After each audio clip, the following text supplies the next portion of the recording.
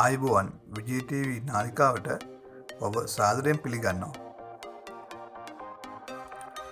Car එකක් ටින්ක එකේ සිට පේන්ට් එක දක්වා කොහොමද කරගන්නේ කියලා උපදෙස් මාලාව ඇතුළත් වීඩියෝයේ ප්‍රොජෙක්ට් එහෙම නැතිනම් රෙස්ටොරේෂන් 3 යටතේ කතා කරන්න බලාපොරොත්තු වෙන්නේ තීන්ත බඩු සහ අනෙකුත් අවශ්‍ය දේවල් ලබා ගන්නයි කොහොමද කියලා උපදෙස් ටිකක්.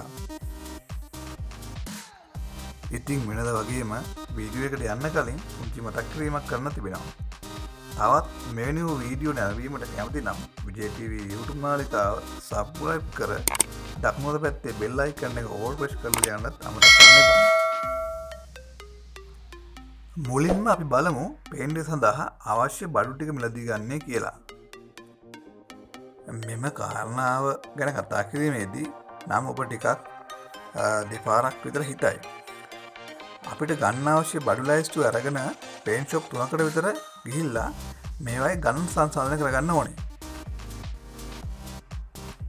මේක නම් ටිකක් අපහසු කටයුත්තක් වුණත් එයින් ඔබගේ කාලය ශ්‍රමය අපතේ ගියා කියලා හිතුණත් පොකට් එකට ලොකු වාසියක් වෙන්න පුළුවන්. ඔබට මේ සම්බන්ධව සරල උදාහරණයක් දෙන්නම්.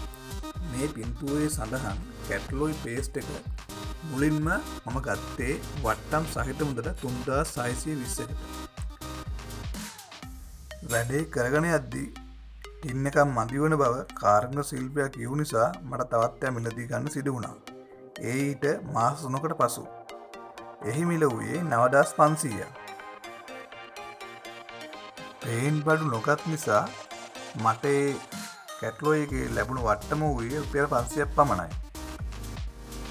තවත් මාසයක් ගත වූ පසු තවත් එකක් අවශ්‍ය වෙන බව කාර්මික ශිල්ප දැනුම් දීමෙන් පසු නැවත වැඩි මිලට ගන්න කඩේට නොගිහින් වෙනත් කඩයක් කිහිපයකට ගිහින් මුදල් කම්පයා කරලා බැලුවා. වාසනාවකට මට එම කැට්ලොයි එක 7700 මුදලකට ගන්න ලැබුණා.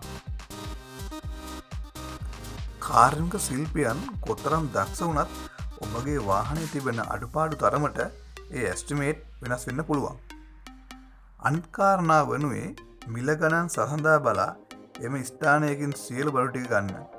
එවිට නැවත වරක් ඔබට ඇස්තමේන්තුවට අමතරව දෙයක් මිලදී ගැනීමට ගියාම ඔබට පහසුවෙන්ම පෙර මිල ගන්න මුලටම එම දේවල් ලබා ගැනීමේ හැකියාව තිබෙනවා.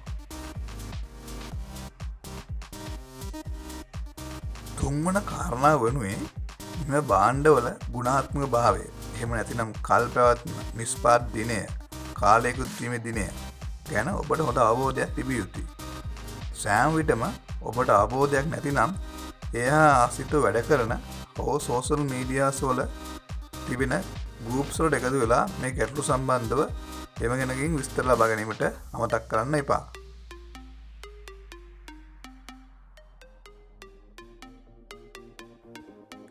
ඉදිරියේදී මේ ප්‍රොජෙක්ට් එකට භාවිතා කරන පේන්ට් බඩු සහ අනෙකුත් බඩු ගැන සරල හැඳින්වීමක් කිරීමට බලාපොරොත්තු වෙනවා. නැවත මෙවැනි වූ වීඩියෝ එකකින් හමුවන බලාපොරොත්තුෙන් අදට සමුගෙන යනවා. ඔබට සුබ දවසක් වේවා. Thank you for watching.